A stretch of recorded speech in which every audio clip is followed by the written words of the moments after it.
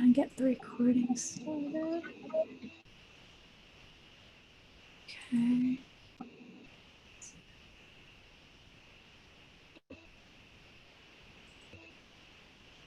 This meeting is being recorded. Okay. Well, Hare Krishna to the devotees that are on the call so far, and to all the devotees that may be connecting on YouTube. Welcome to our series, The Beauty and Messiness of the Sadhaka's Journey. And this is a series that we've been doing now for probably over a year now. And it involves having interviews with different devotees in our sanga and really looking at our lives, trying to see our lives from a different perspective, instead of seeing ourselves as having difficulties and challenges and obstacles that seem oftentimes insurmountable, but to see it from the perspective of, we've been using Joseph Campbell's paradigm of the hero's journey, that all these things that are happening in our life are meant to make us stronger devotees and true heroes of the world for ourselves and for everybody else. So it's been, for myself, very enlivening to hear these stories because, some years ago, I actually started putting together stories called When Bad is Good. And it was just these kind of interviews. And I have a lot of stories. I was going to write a book, and because I'm lazy, it hasn't materialized yet, but I do have a big file full of stories, but we'll see how that all turns out someday. But it's my passion because I think so much of our spiritual advancement comes from being able to see things that happen to us from a particular vision, that this is a lesson, this is teaching me, this is helping me, instead of seeing it as something that I should not want in my life. This is bad. It's ruining my plans or whatever, which sometimes we have a tendency to see from that vantage point. So today our sage is Omkar Das, and I'm so excited to interview him. I'm going to read his bio first, and then we'll launch into the questions. So Omkar was born in Finland in the early 1980s, 1984. He left his childhood home early to live with 2 rats and a dog and work as a postman, finally to leave the country, where he has never returned to live again. And so then he traveled to India, the land of his dreams, to expand his consciousness, which he had somehow developed a desperate thirst for. And this led him through some adventurous years, including getting married in order to immigrate to Canada in 2003. And there he found his dream job. He joined the ranks of the superhuman beings that he had come to know as the bicycle messengers. So he stayed in Montreal and Vancouver for some years, building a career as a bicycle courier. And through a windy road, he now lives and works in Madhuvan Ashram of Costa Rican jungle as a part-time resident, trying to figure out what he wants to do when he grows young. His duties now include safely yet adventurously washing the temple floors and dishes and offering arati and songs to Shri Dauji Gopal and pleasing Guru Maharaj any way he can think of. He still likes traveling a lot, and he also likes reading, writing, and inspiring and getting inspired by good sanga. So we're very happy today to have you be inspiring us with your sanga. And I guess my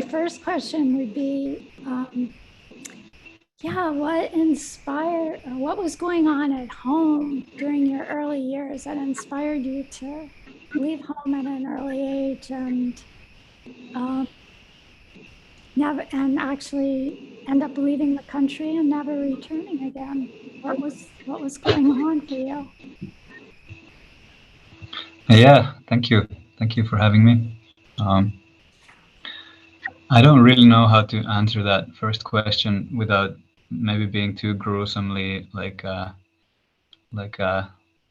yeah, I guess like a personal approach is always good. So yeah, I guess my life was a lot of suffering. I mean, relatively my life was easy, but we moved into the drug capital of Finland, as it was titled in 1980s. So a lot of like broken families and a lot of stuff like that going around everywhere I would look, and my own family being one of those as well. I guess our vibe attracted our tribe, so we ended up being in the thick of it. So a lot of suffering. My dad left our family when I was 5 or 6, and I vividly remember all those things leaving pretty heavy samskars, and I just looking into leaving home whenever, as much as uh, as much as I can remember, just thinking, oh man, I just want to leave this place. And I had a nightmare one time where I was in a prison, and I needed to escape, and I actually dream walked into my window and threw my stereos through my window, and I woke up to the stereo blasting through the window and fourth floor crashing down into the pavement. And yeah, I never ended into therapy, but my mom talked to my godfather, who was a psychiatrist, and he was supposed to do a session on me, but nothing ever came out of it. So when I was 17, I just ditched the scene. A lot of kind of violence between me and my mom too, like not a good scene, and it's really much better now. She's chanting and everything's really much better now. But yeah, I was pretty vicious at times at home. So yeah, it wasn't a surprise that I took off pretty early. I think I was 17 or 18 when I moved away from home. And not just suffering and horrible things. Of course, there was a lot of love, and my mom's a very loving and compassionate Christian person, and yeah, lots of beautiful things as well. But the oppressive feeling was there that I needed to make a shift, something totally different. Yeah. So you had said that at some point after leaving home, you ended up going to India, and you had a real thirst and attraction for going to that place. And so, what were there things in your early life that kind of pointed you in a direction, or you felt that you had a spiritual calling? Was that happening in your life before that? I mean, my life kind of was sort of imbued with spirituality as far as since I can remember. I was born into family of ministers. My godmother and my mom's sister and brother, both ministers, and the whole Christian thing, like in Finland, everybody does the Christmas thing. And so yeah, there was a lot of prayer from my own part, as well as my whole family.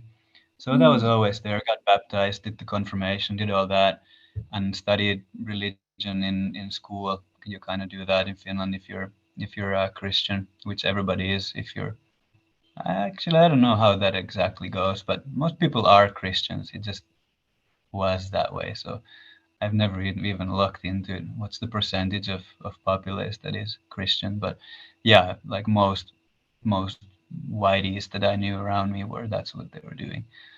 Christian education, which was actually turned out to be amazing. Um, but yeah, I'll get back to that in a bit. Why that was amazing. Okay. Yeah. So, Yeah, I guess I wrote down a little thing here. My mom was always praying for like guardian angels to be with me. I remember that really vividly. She would always keep telling me, God's with you, guardian angels, they're with you. And yeah, that didn't start to become such a tangible reality till later. I started realizing that yeah, Krishna has been there always, and the angels have actually like been all these things and events and people and all that. So yeah, that's not a prayer has gone in vain. I'm sure of it. Yeah, for sure. Power of mother's prayers, for sure. Yeah. So, what called Oh you? yeah, and I wanted to also mention that, sorry to interrupt you, there was I guess an early enough sign would be like first grade of high school.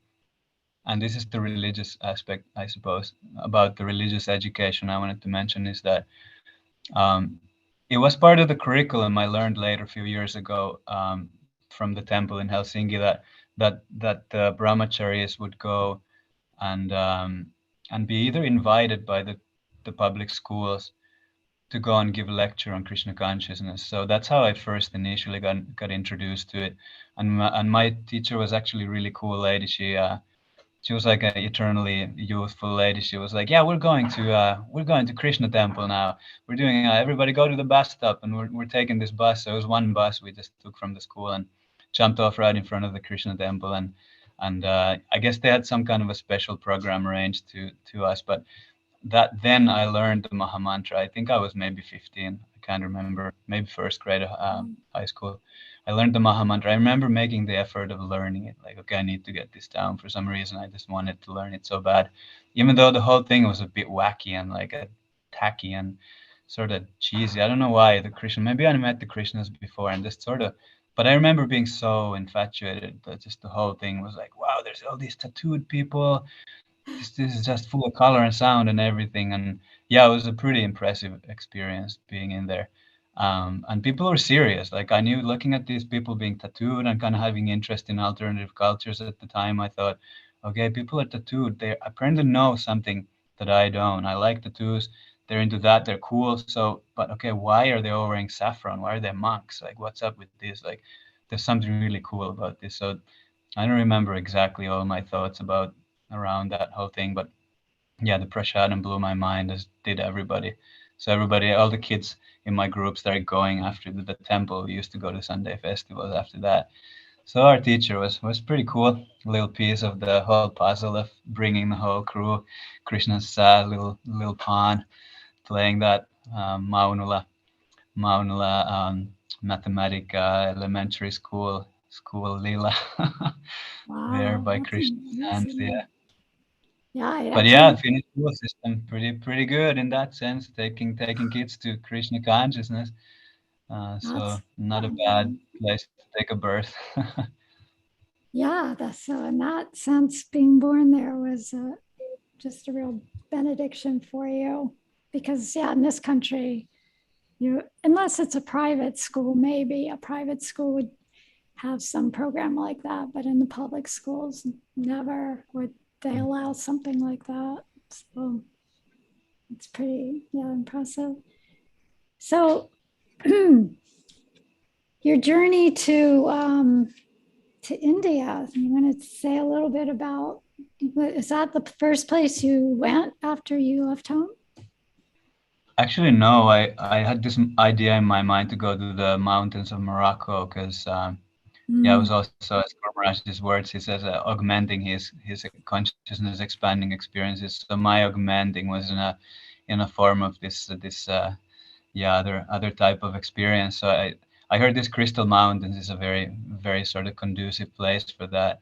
Um, so I went and I heard of this old man who was a couch entirely made out of hashish. So that was in my sort of teenage dreams. That was my really cool thing to do, was go and sit on a hashish couch on top of a mountain somewhere and do some kind of conscious expanding and endeavor.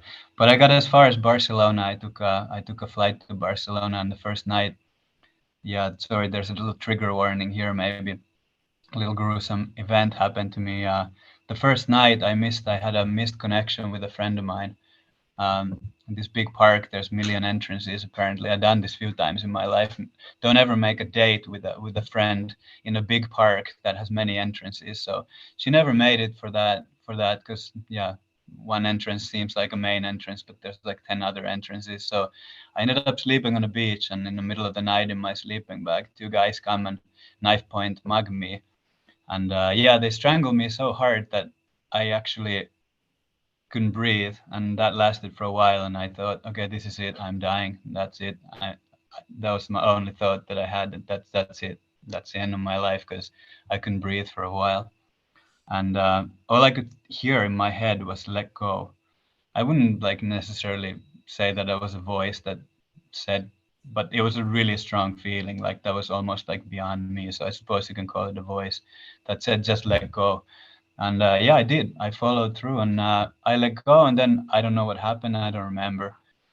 I remember telling this story to people throughout the years, and I've told a little different story. I guess that's how mine sometimes works. But all I can remember is when I came out, I passed out. I feel strongly I passed out. Whether I left my body or not, I don't know. You can say, maybe make it a little more colorful. Say, I left my body. I came through a black hole. I saw light. And at the end of the light was these two people mugged my entire sack of belongings. I didn't have much because I had sold all my gear before I left. I had like TV systems, DVDs, vinyls, you name it.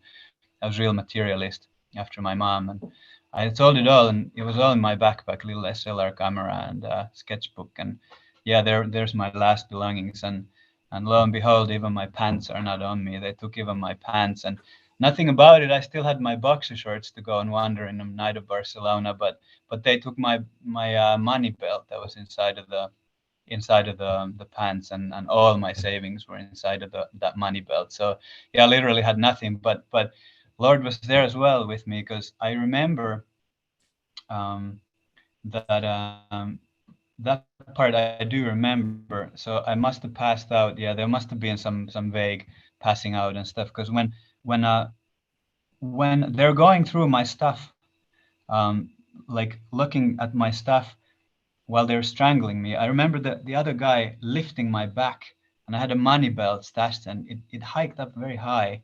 So the money belt was the only thing, and it had my bank card, my debit card, and my passport.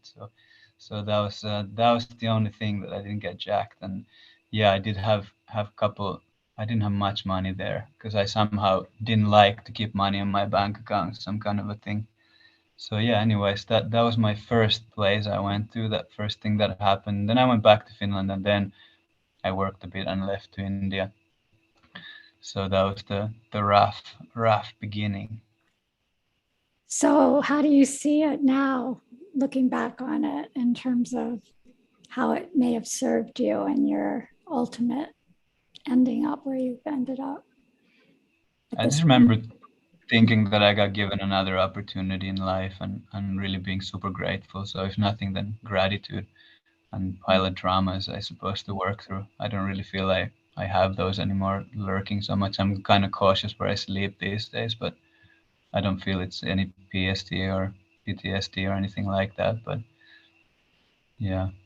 Yeah, yeah. And it reminds me a little bit of Amala Sham's story. I don't know if you caught his interview about how he had everything that he owned on this cart and buggy and a horse and buggy cart, that he had spent everything on, all his money to purchase this so he could start a little business in the world. And then the horse got spooked and took off and like up into the hills, and everything he owned, everything was just strewn all over and broken. And it was like this moment of like, total, I mean, he just, dejection of like his material life was finished. So it almost, in a sense, that story reminded me a little bit of his story, a little different plot to it, but similar dynamic of like, just all your possessions pretty much were on you, and they took most everything that value. And obviously Krishna didn't want you going to Morocco up in the Crystal Mountain to, that might have been a real distraction for you. Maybe it would have deviated you into some, into whatever their practices were, and you wouldn't have been able to come to the path that Krishna wanted you to come to.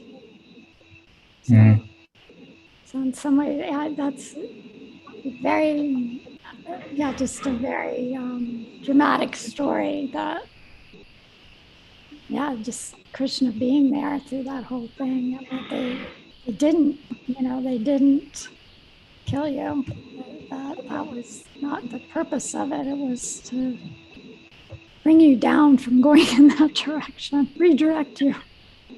Yeah, it was also a miracle that I didn't get killed. I was hanging out with some homeless people the day after, and like going to some soup kitchen there, and they said, "Yeah, it's super miracle that you're still alive." Because in the bright daylight here at La Ramblas, we see people getting stabbed. I'm still kind of surprised about hearing that, but apparently it's a thing that people just get stabbed, straight up stabbed in like Barcelona, and it's mainly Moroccan. So I was like, okay, I'm not going to Morocco. Definitely no Morocco. See you later. I'm going to Finland. Check that off my list. Yeah. Well, yeah, it's like your desire for adventure was being fulfilled, but at the same time, in a way, like it says, Krishna fulfills our desires in such a way that we don't ask for them anymore. So, the desire for adventure is being fulfilled in such a way that it's perfect. It's perfect. So you want to tell us what happened after you went back to Finland, and then? Yeah, I worked in a coffee lid factory. They made basically just all they made, as far as I can remember, was coffee lids. They sent them to Russia. So people hated their life, so it gave me even more incentive to just, okay, I'm gonna definitely leave this place. There's nothing but coffee lid factory for me here, and that's not what I want. So 2 weeks gave me enough money to just go to India on a kind of shoestring budget. Found super cheap flights, and yeah, I basically repeated the same mistake. I was also actually, I think, like renouncing all this intoxication was a big part of my journey, because the instantly I landed in Mumbai, I jumped on a tuk-tuk and like saw my first dead person, and then after the dead person I jumped off basically right after, and I was in a slum, and I asked him just take me to a cheap hotel somewhere, and there's like a slum right next to it, and this place called Ship Hostel. It was just a dorm with like Pila Indians, and I was like, whoa, these guys are like doing their thing. This is like some crazy different world. It was total culture shock, and the first thing on my mind was like, I just want to like smoke some weed to it. And I went out and I tried to find somebody. And some guy was lurking outside there, and instantly he was like, maybe other tourists were doing the whole thing. I mean, people like to do that thing. So I went out and I jumped on the street with him, and he said, like, come on, let's go, I'll show you. And he chatted me up a bit, and turns out he's from Sri Lanka. His eyes were all yellow and super weird, dude. Super weird. I just had the worst feeling about this guy, and just the whole time we walked maybe 10 minutes, and all of a sudden I notice I'm just deep in a slum somewhere. I'm like, okay, this is not a good scene. I'm about to turn around, and all of a sudden, screaming out of nowhere comes some guy, and he comes and starts attacking my guy, my yellow-eyed guy, who I have a bad feeling. And I think, okay, now this guy is my friend. So I'm like, what, should I jump the guy who's jumping him or what? And the guy's foaming from his mouth. He's got blood red teeth. Like, obviously I later learned he's chewing pan, this Indian thing we offer even to deities. But the pan makes your gums, I don't know what they put in it, makes your mouth blood. So here's this foaming blood red total demon attacking this friend of mine. But I start recognizing him slowly. Who is this guy who's screaming at him? I know this guy. Who is he? And he comes to me slowly. He's my tuk-tuk driver. Out of nowhere, my tuk-tuk driver. Like, this is 10, 15 minutes into the slum. But my tuk-tuk driver, out of some random reason, Krishna's mercy is there. And he's kicking and beating this guy and shouting, bad man, bad man. And he's pulling me away a little bit. And by this time, the other guy's starting to take off, because he like looks around, and like other people start gathering around, and there's this whole scene. And like, it turns out like, yeah, he is not a good guy. Like, other people are already like starting to call out on him, and this tuk-tuk driver is now my best friend, and I'm starting to realize what's happening here. And he's like, yeah, this is a bad man. Like, what he's doing, he shows me he has a needle. He's a needle. He injects and he rob. He take all money. He's bad man. So I thought, okay, whoa, like, this was way too close of repeating the Barcelona again. Like, no more of this, no more like randomness, like shenanigans. Like, I'm taking this on the safe side, And I stayed in a ship hostel, and this guy is patrolling the perimeters. I see him, I'm terrified. I'm like totally terrified of this guy still, but he won't leave the ship hostel in 2 days. So I'm also not leaving. I'm just staying there and looking at it. But once I leave, I just like get blown into the magic of India. There's some classical Indian music concert in a little park by it with full of like banyan trees and hanging lanterns, and it's just like I'm in some Krishna Lila here right away when I left, and I took a bus to Goa and stayed a month in Goa, and then other places when traveling. But yeah, I mean, it was a wonderful trip, and it opened up whole new worlds to me. But I guess that was really the lesson to me. I feel like the first day, I was like, okay, No more intoxication. none of that. It's nonsense. Wow, that's amazing.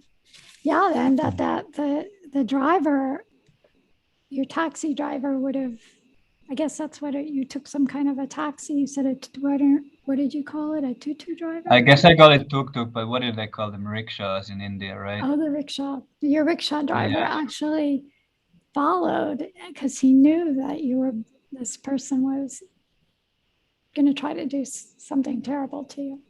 So, wow, amazing. Yeah, Krishna was there, he was protecting you, and through close shave. giving you those close calls. Yeah, wow. So how long did you stay in India? What was that? How did that go? The trip? I think in India that time I was 3 months there that time, and I continued. I continued to Thailand and Laos, and yeah.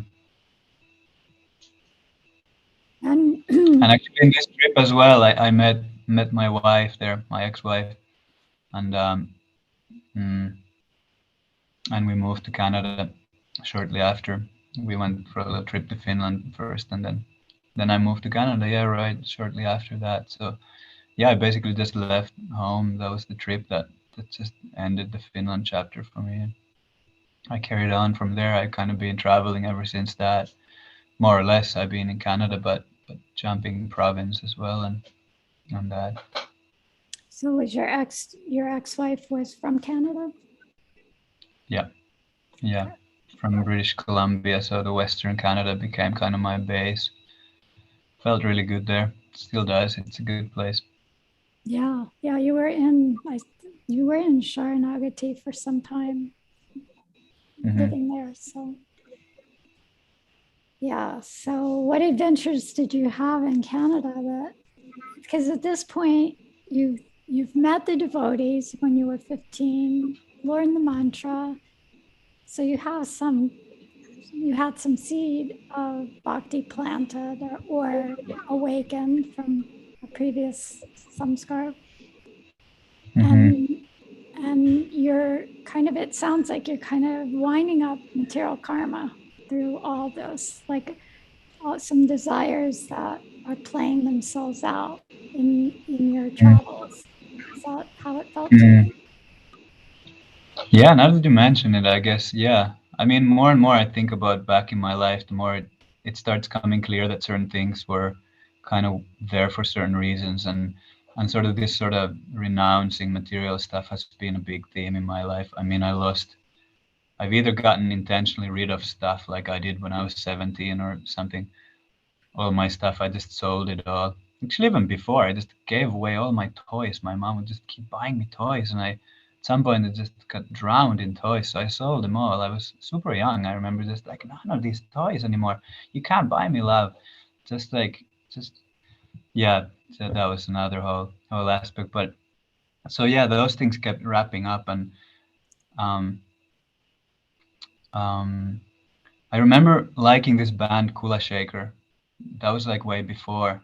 I got bullied because I liked Kula Shaker, and there was a couple of tracks that I loved on their albums, and one of them was Jaya Radhe Radhe Radhe. I don't remember that song other than it said Radhe Radhe Radhe Radhe Radhe, and I would just chant Radhe Radhe Radhe all the time.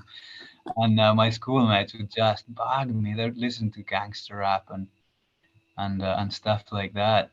And I wasn't into it. I was into Radhe Radhe and Govinda. They had a song about Govinda. What was it?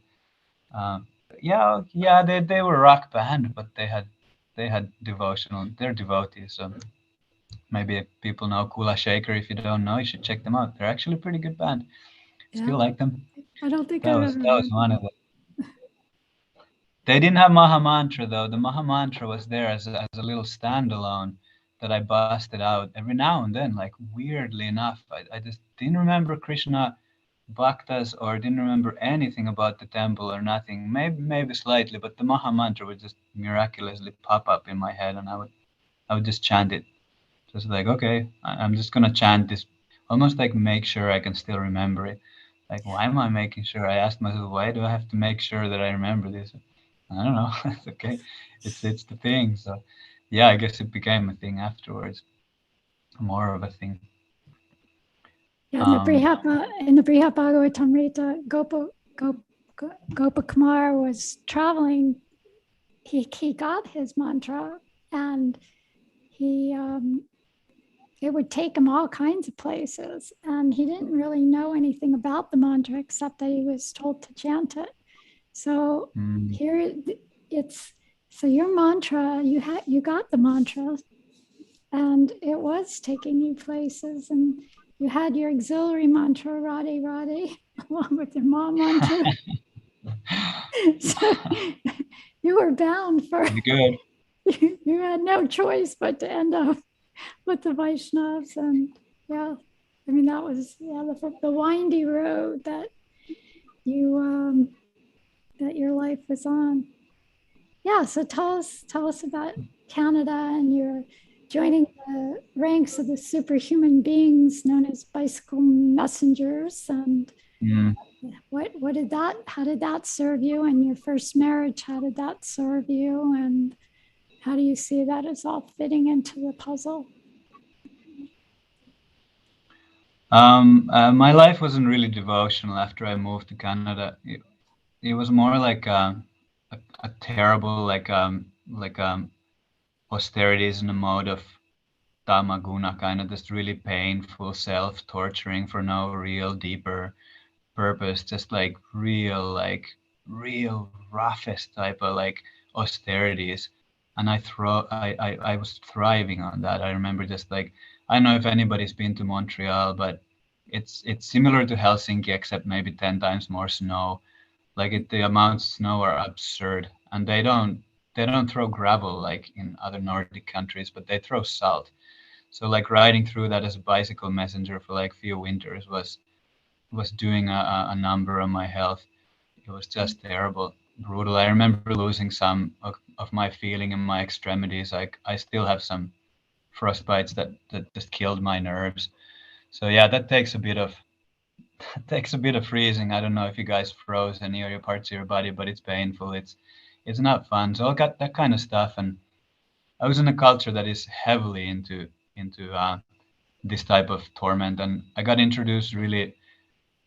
All my friends were punk rockers, so I was really into that culture as well. And not that I know much about punk, nor that I like to think. Then I remember my ego was just super inflated at that time.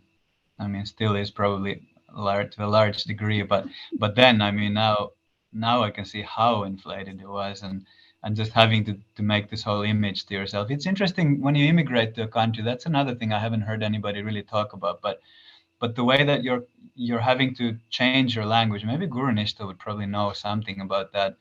But when you're having to immigrate to a country, you're kind of having to rebuild your identity in one way. So the way that I would speak, I would get really inspired by some people.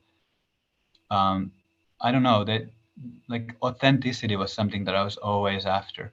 I remember just that was one of the things that I would really, Gurnishta says totally very painful. Uh-huh.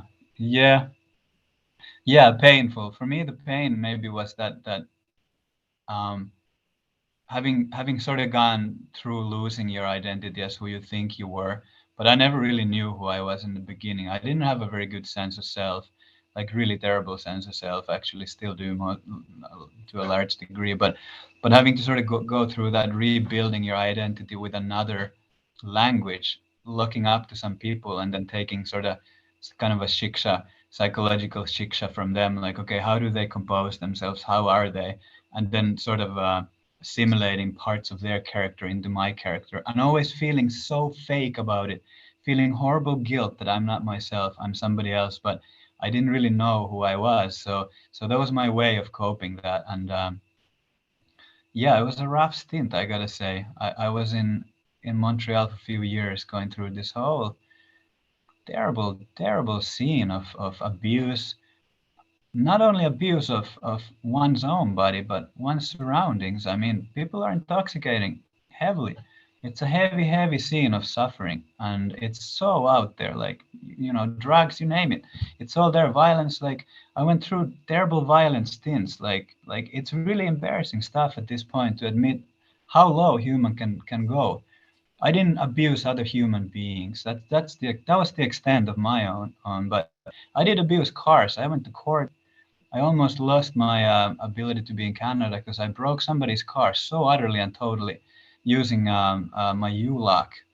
It's a very heavy lock that people lock their bicycle with. So that thing can wreak havoc on a vehicle. So all the windows went out, but that wasn't actually that car I went to court with. I actually, out of a blessing of Krishna again, I kicked the mirror of a undercover cop car. Yeah, really good luck. And the gorillas there flew out of the car and tried to chase me down, but they didn't that time. They didn't catch me. I got away. It was this mafia style heist. Like, I'm this guy. It's totally like, this is even a better material than maybe you've seen Premium Rush. It's a career movie. Like, this movie's got nothing to what my life was like. I tell you that much. This chase scene there was 4 police cars involved, me going the opposite way on a 4-lane biggest downtown Montreal road, the wrong way. The cars are coming everywhere. Like, there's all of a sudden there's like 10 of them. I don't know where they're all coming, but this is like a brotherhood, Montreal brother. They're actually notorious, the police there. They're violent. They're corrupted. They're bad police people. You don't want to get in their bad side. But I did, and I got beat by police officers. I got wrestled down and thrown to jail and offenses. Violating police officer. They slammed all kinds of terrible fines on me, but I hired a good lawyer and I got away with it. But that environment, terrible environment, terrible environment that I was immersed in for years and glorifying it. And yeah, anyways, yeah, you asked, so there's some of that. Oh, it's just like the tip of the iceberg. There's, if someone wants to hear, there's a ton of terrible stories. I can't imagine a reason why anybody would want to revisit those, nor hear them being brought out too much. But yeah, a lot of that stuff. And I had to skip town. I was in Vancouver a few years later and felt this is terrible. My other burning passion besides that was to get out to the sea.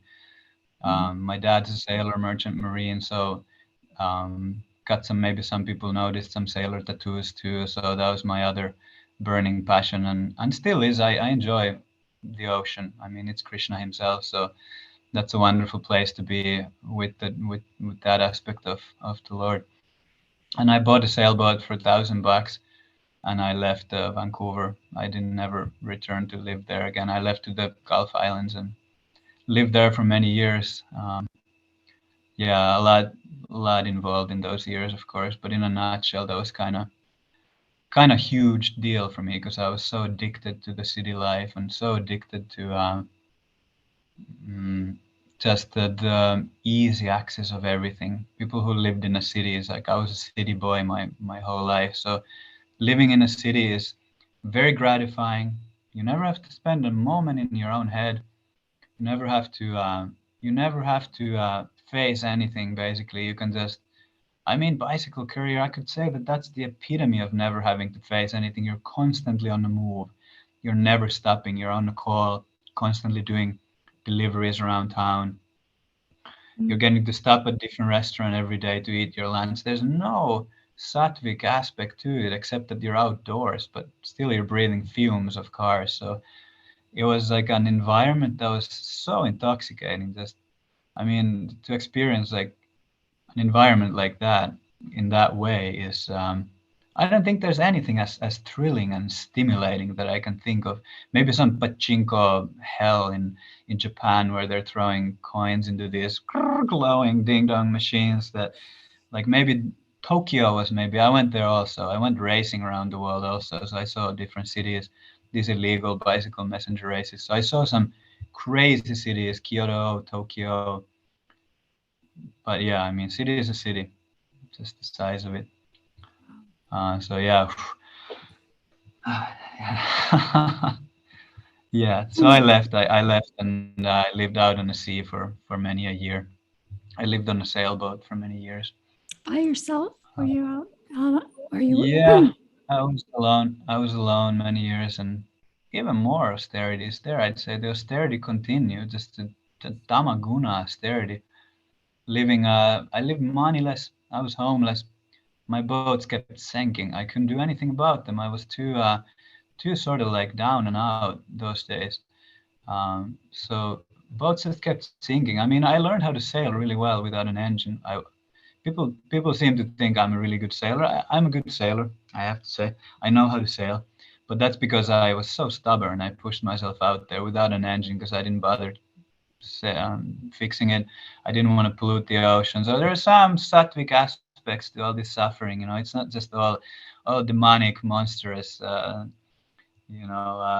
march of of tamaguna, rajaguna, but some aspects, and I always had a high regard for indigenous cultures and their spirituality. So there was heavy current of spirituality in all of this.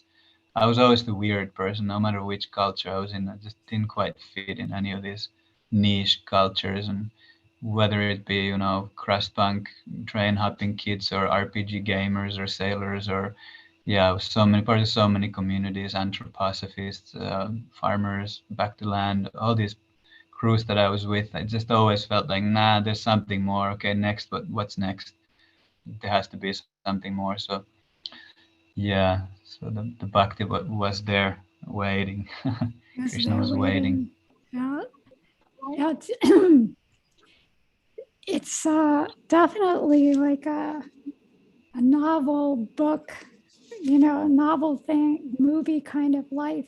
You have so many, these are the kind of stories that people are so attracted to. And then it is the real hero's journey, even in the material world. You were being, you were getting stronger in a lot of ways. And you gave up your city life and you went to, it seemed to me that would be kind of like from the city mode of passion, actually, and the ocean more mode of goodness and a more peaceful existence for you, where you're more contemplative kind of life, maybe. So I see some progression going on here from my perspective, but maybe from yours it wasn't like that.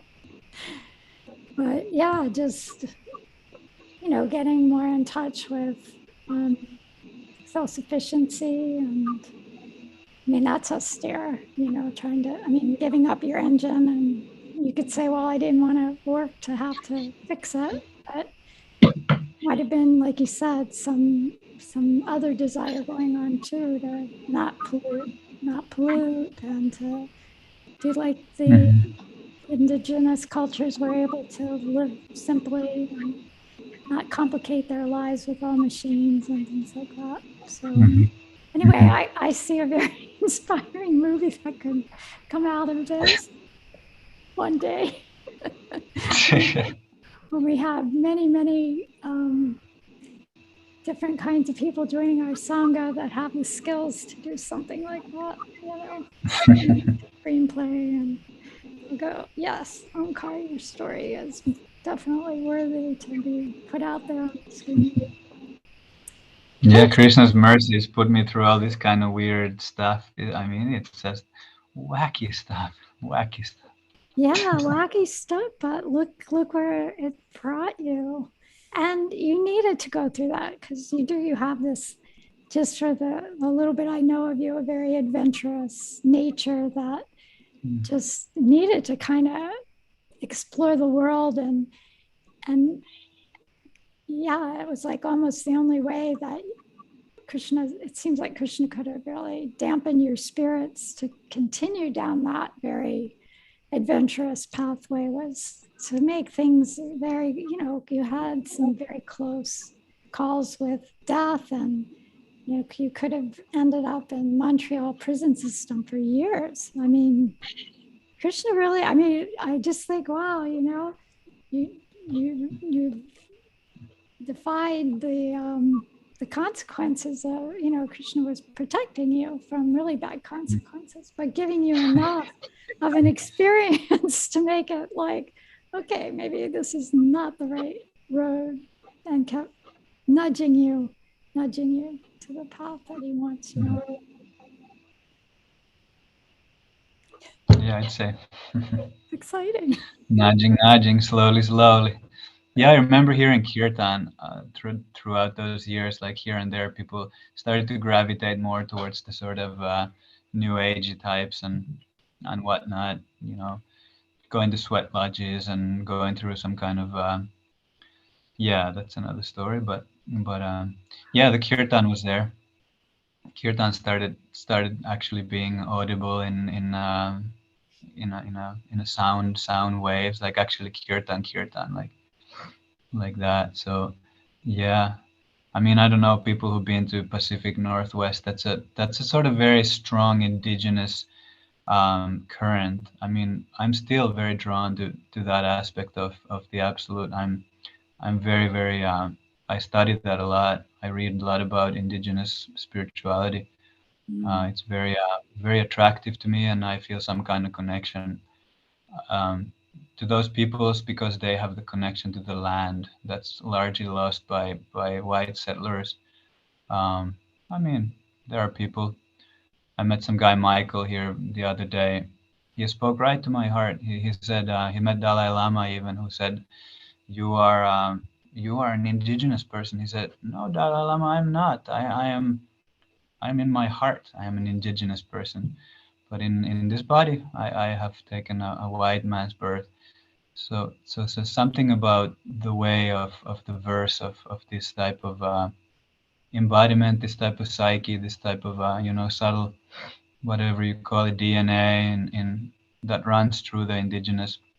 That consciousness really calls to me. It's a high regard to our Mother Earth, and through those sort of connections in the coast, I was brought more and more into New Age stuff, and it's very interwoven. If you've been there in that part of the country, there's a lot of indigenous culture that is interwoven. I guess North America in general. Now it's starting to be everywhere. Maybe I'm just making making that a bit special for no reason, but to me, anyways, the place was always so linked to the indigenous spirituality, and then kirtan was part of it. Like at sweat lodges, if people have been to sweat lodges, there's always a song that goes in the background, um, which is a beautiful thing, chant a song. There's always a song, and sometimes people would sing kirtan, and yeah, I was curious, what is kirtan? I didn't even know it was this mystical thing to me. Kirtan, they're playing this harmonium instrument, and never got to go actually to a kirtan jam till later.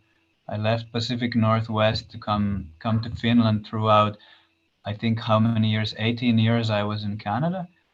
I was dodging a draft in Finland. I was a big pacifist, so I didn't go to military. There's a military draft. You have to go mandatory 1 year if you're a man. So I didn't do that. I went away and I did 3 months of it. Actually, I did, but I left the country after that because yeah, it was just a terrible stint. So in Finland, sorry, this is kind of bouncy, hang with me, but my point here being that I didn't get to I didn't get to go to Finland all through those 18 years because I was forbidden by the government. They didn't give me a passport. So this longing to go back was growing and growing, and it was quite brutal. I had to stay for my poor mother, of all people. It was brutal. So she had to tolerate me and my choices in that way. I imposed that on her, and also on myself. But when I got to go, it was like a floodgates of meaning and purpose, and sort of rich tapestry filled my whole being of who I am in this embodiment. What are my roots? What is my spirituality? What is my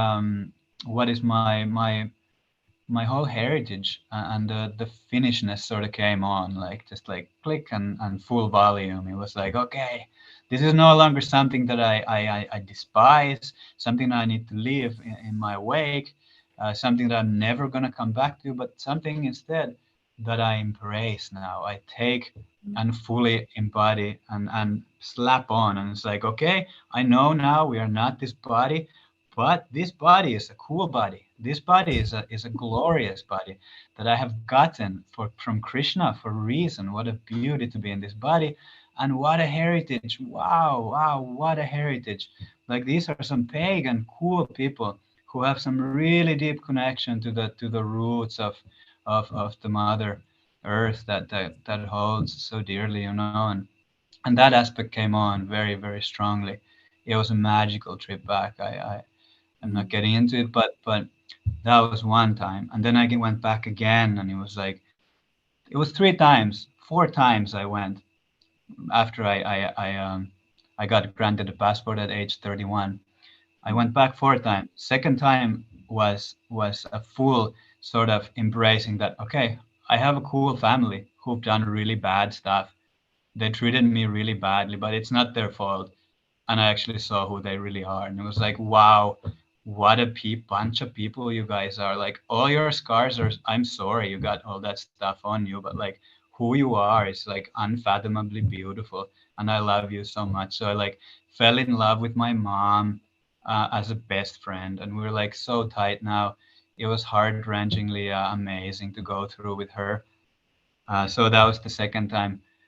Sorry, yeah, and then the third time there was only 3 visits, and then the third time, um, I was like, okay, what about this time, Krishna? I didn't say Krishna because Krishna wasn't as Krishna in my life yet, but I said, okay, what about this time? Bring it on, and I was on some very, very hard imposed austerity stint at that point. I was a ketogenic diet religionist practitioner at the time. I was on a, maybe people know ketogenic diet is you're not allowed to eat carbs, no sugar, no nothing. It's a new fad, a total trendy. Sorry if I'm making it sound like I'm being judgmental about it, but from my own experience, I should have more compassion. Sorry if that comes across as judgmental, but it is a new age trend, to say the least. But it had benefits. For me, it was hugely beneficial, but imposing so many austerities that it had to end. And Kirtan came to my head when I was in Finland. I was like, okay, I'm chanting some Krishna Das tapes here, biking. Just been chanting 2 months now. Now I need to go back to Finland temple, Helsinki temple. So I did, and yeah, that was the game over switch. No more this nonsense, and yeah, that changed the whole thing. I became vegetarian. I was mainly vegetarian, but that just ended the whole thing. No more nothing. No more fats of any sorts other than plantitas and yeah. I mean, read the Gita probably within a week or something. Bought my Japamala the first visit, and the whole thing just, yeah, it came on really strong. And that's the kind of like a baffling aspect of it, like how did this even came on so strong? But I guess it was like a long time coming, so finally like, okay, boom. A lot of paths that just, there's nothing but like Prabhupada's words that make sense anymore. Like I've seen so much of this, whatever other things, like Krishna's to Bhagavan Swayam, like period, like seriously period. And yeah, that was it. And but ISKCON was crazy, honestly. I gotta say, it was a crazy place to go. I did have to go back to Canada because it was my home, and And wow, I got through this tumble dryer of like Vancouver ISKCON. It was total like insane stint. I mean, totally beautiful, heartbreakingly gorgeous. And that temple there is, wow, what a temple. Krishna temple, Vancouver ISKCON temple. It's so beautiful. It's highly esoteric too, like the whole, and I mean mystical, I guess I should say. And but it was always weird that there was just these fringes, I guess how they call them, like random people floating around the temple, and then like Sunday, boom, everyone comes, and it's like this little club that comes on Sundays, rowdy kirtan, and then it's like a ghost town for the rest of the time. And it was like this weird balance. I'm like, this, I know now what this thing is about, but why is it like this? Why is this thing like this?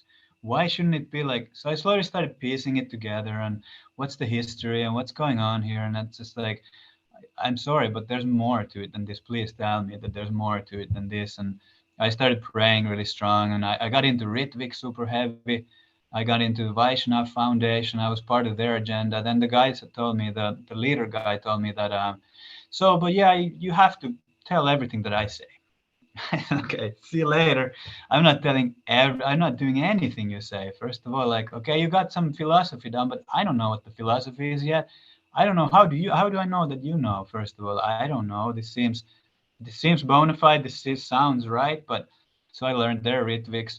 Some other Ritvik groups were like looming on the back, and then the flat Earth groups were like coming there with like big gnarly teeth, and then some guy was so dark and so heavy, and then there was a few people like heavy on drugs, and I was like, this is madness. Like there has to be something better than this, something more. And I prayed more intensely, and yeah, then boom, Guru Maharaj came, and his lecture was like, okay, listen to it one time, two times, 5 times, 10 times. Okay, this is just going in my heart. This is what I need. Who is this person? Oh, he's got an ashram. Oh, Adarya, interesting. Oh, monastic training in Adarya. I need that. I need that. And at that point, I was so fanatic that my girlfriend left me because I was like talking how sex is illicit, and the whole fanatical flair turned on heavy. Still probably a fanatic here, one fanatic. I am Omkar Das, I am a fanatic. So it's partly still there. Let me tell you, if you want to do institution, then bear in mind institutions can indoctrinate things in you that are very, very hard to shake. I'm sure most people listening know and are well acquainted with this, but I found how insidious it is. Afterwards, things have been implanted in me. I thought people are crazy, Madhu, and I was going to leave after day 3. Not crazy, but like loose, super loosey goosey, not doing the right thing, not doing the right way.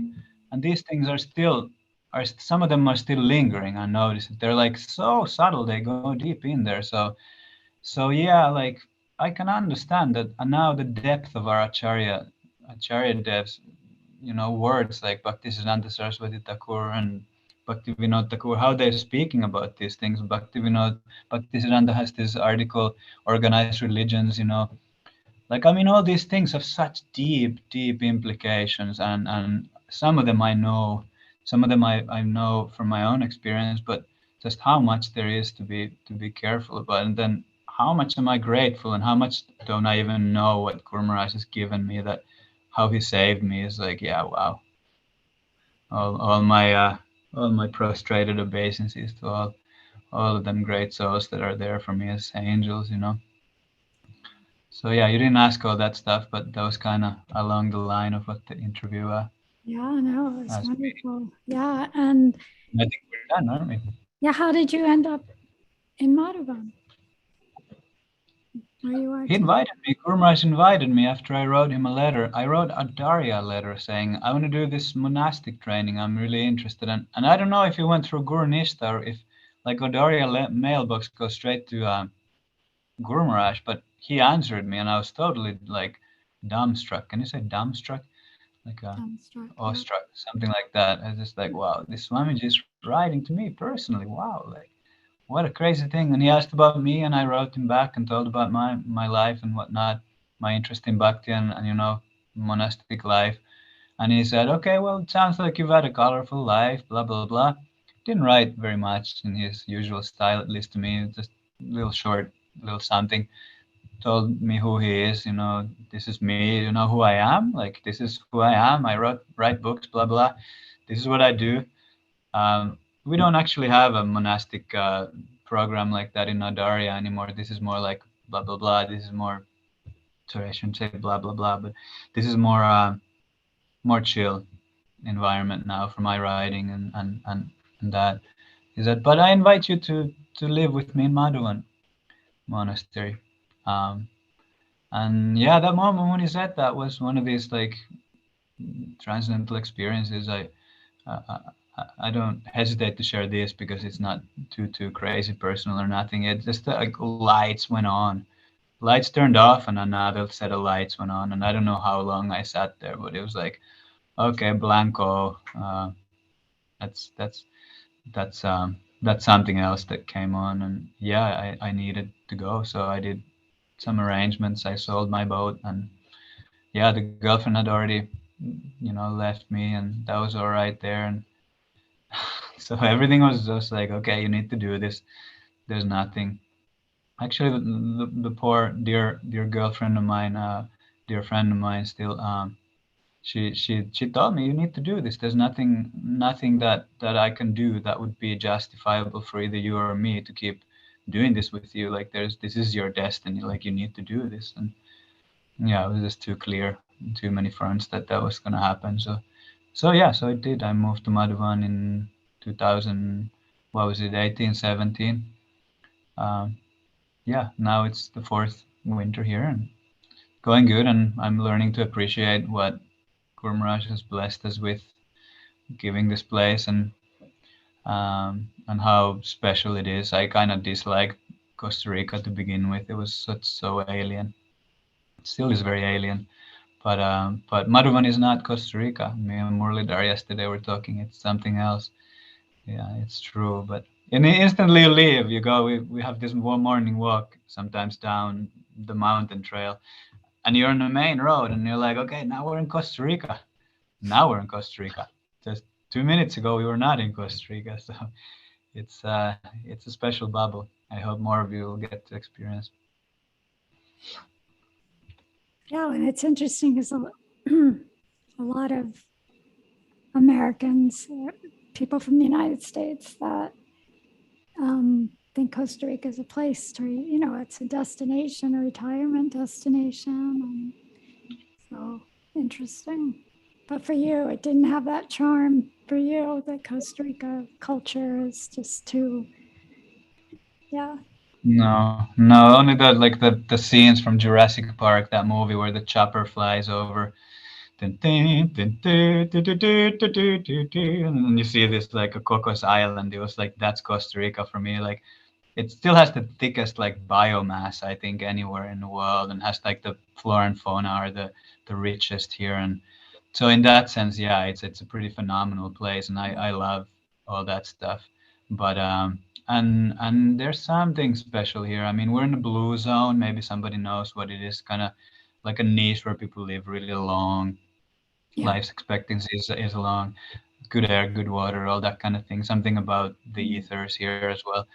I guess we're right in the epicenter of it, literally. Like, this Guanacaste area is the blue zone. So yeah, I mean, Krishna arranged something very, very special for all of us to tap into. And yeah, the water is vibrant. It's just all around, and like, people live simple lives. You can't get stuff here, so you really have to live simply here. Like Goran, Shamal, the Sundaris have lived exceptional lives for many years, and they just did so many sacrifices. You just can't get stuff. You can't get stuff shipped now, even less so within the last some years, because the government's like coming down hard on custom regulations. So yeah, if you want to get stuff here like mung dal, you can't. If Hari Priya is trying to bring you 5 kilos of mung dal, they'll get confiscated on the border, like it just did. So yeah, you got to grow them. So we just decided, okay, we got to grow mung dal for Guru Maharaj next time he's here. He wants mung dal, we're growing it.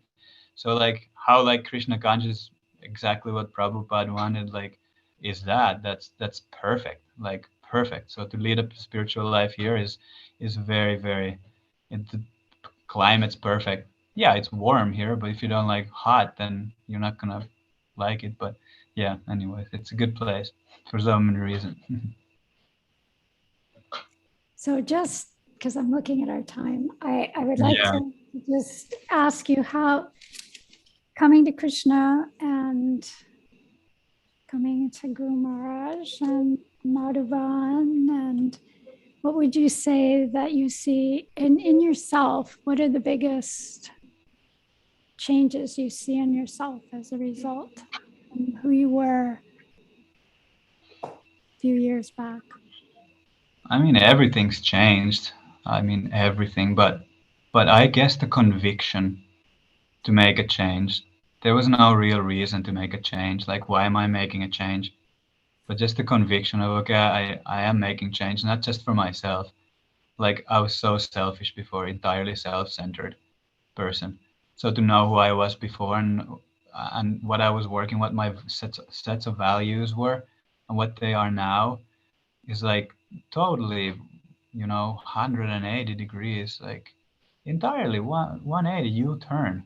So what Krishna can provide us in that sense is what this path can give us. It's like none other.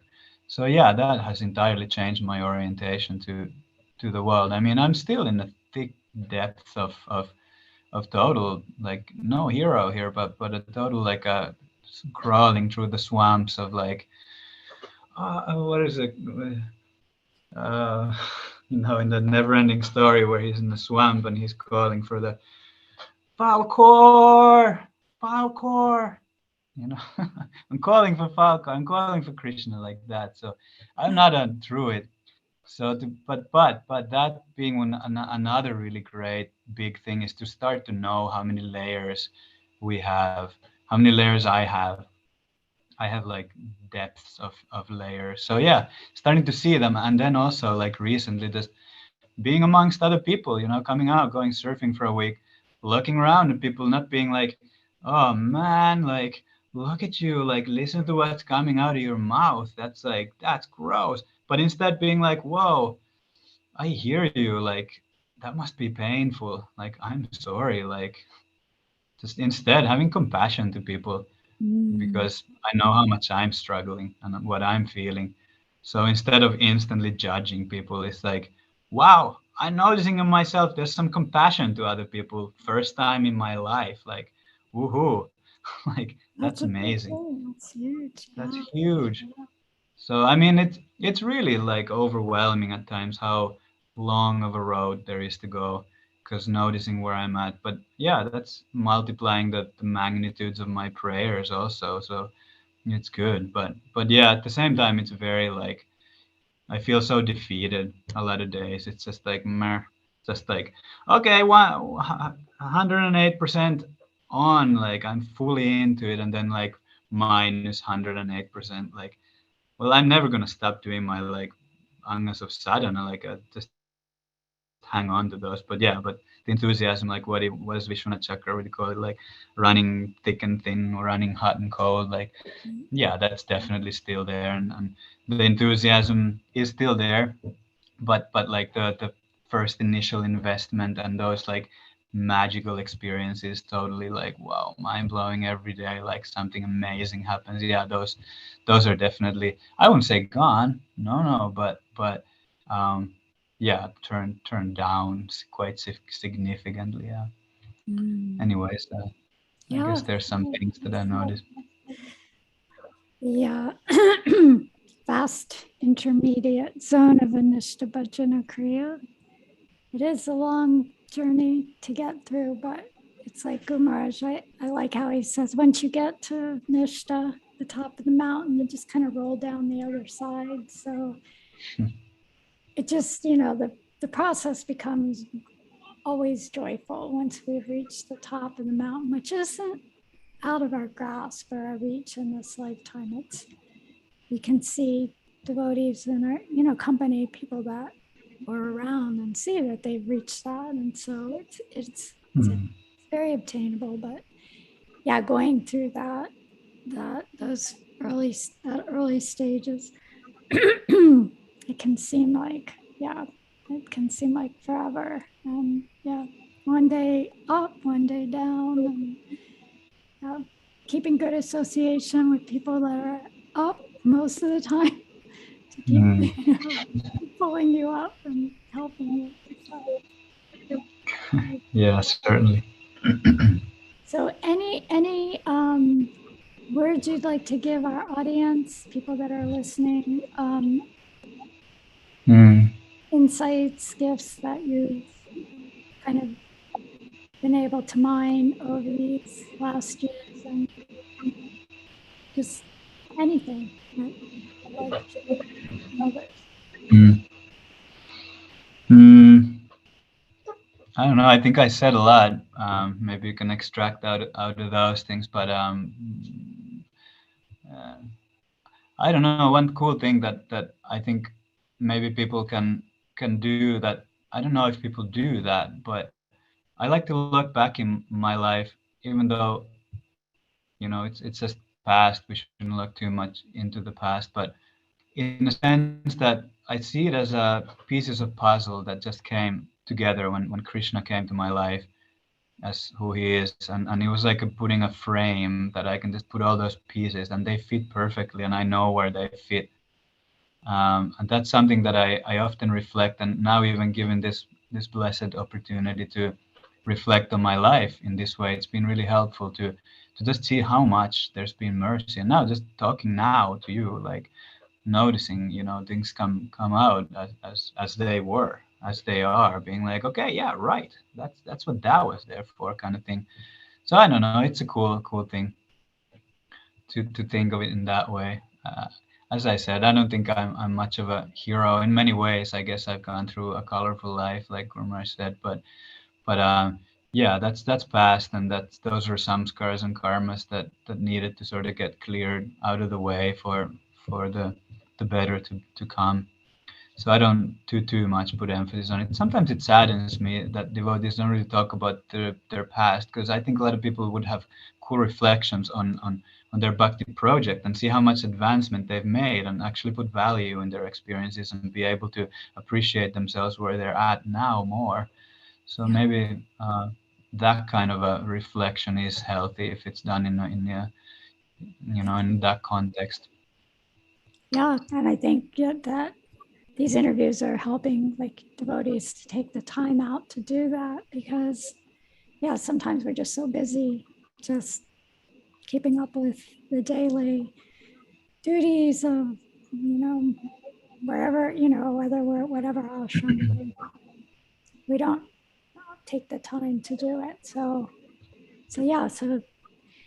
hopefully all other devotees who have not yet participated in doing an interview, some people have been reluctant for different reasons, but I think there's a lot of benefit for personally for your own introspection, and then for sharing that with others. It's very powerful and helpful.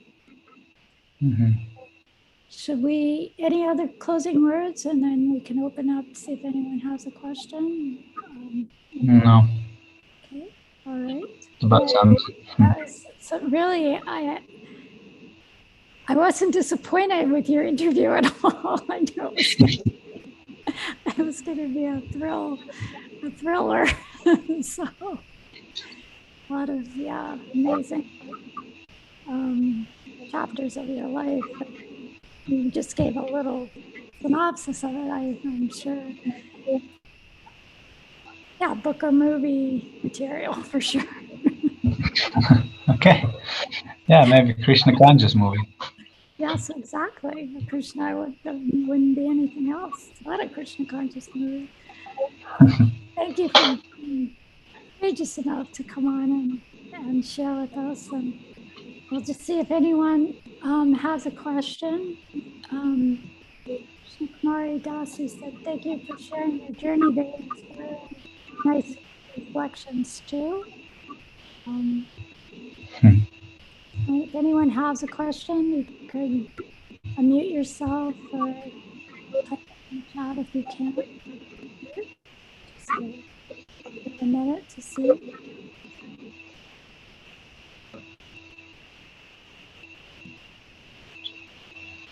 Okay. Got to speak conclusively, so no questions are being left. You've satisfied everybody. Archana, can you hear me?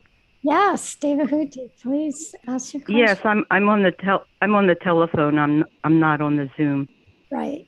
But I don't have a question, but I just really wanted to thank Omkar Prabhu for sharing that, because it just, I don't know, it helped me so much, and it just was faith building to see or hear, the journey coming to Krishna. And to be vulnerable, to open up and share. A lot of that stuff is very private, and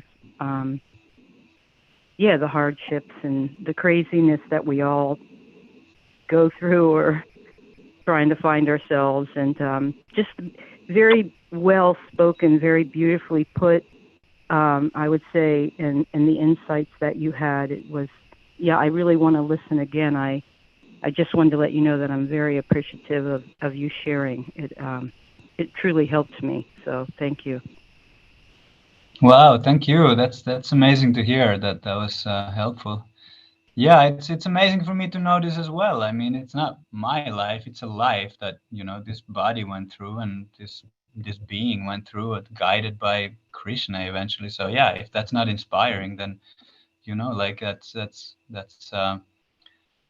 it's a shame, but yeah, that's like that. That's great. I'm glad I have been blessed with the capacity to be vulnerable and be open. And yeah, I judge people myself sometimes, so I feel really scared of being judged, and the only way is like to go through that, and I try to work my judgments, and I think it's the only way to go through it is to really self-abnegation and honesty, and so yeah, that's great. I'm glad you got inspired. Yeah, thank you. Yeah. Wait, is it Sarda? No, that was What did you say? That was Devahuti. I don't Oh, know. Devahuti. Jai. Jai, my pronouns. Thank you very much for sharing that, Devahuti. That was very inspiring. Haribo, I listened via YouTube. How did you meet Gayatri, and when are you getting married?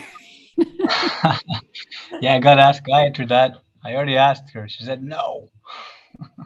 She said no. You asked her, you proposed, and she said no. Don't tell Gayatri that. What, she's gonna watch this. So, okay, maybe I'm sharing too much now. Maybe we gotta end the interview now. It's about good time. There's limits to being open, isn't there? No, how did we meet? We met in Sweden. I mean, I was kind of ready to get through this whole brahmachari stint. So yeah, I was making some prayers, and she manifested out of the thin air. Just poof, one day she wasn't there, and next day she was there, kind of thing. No, we met in Sweden.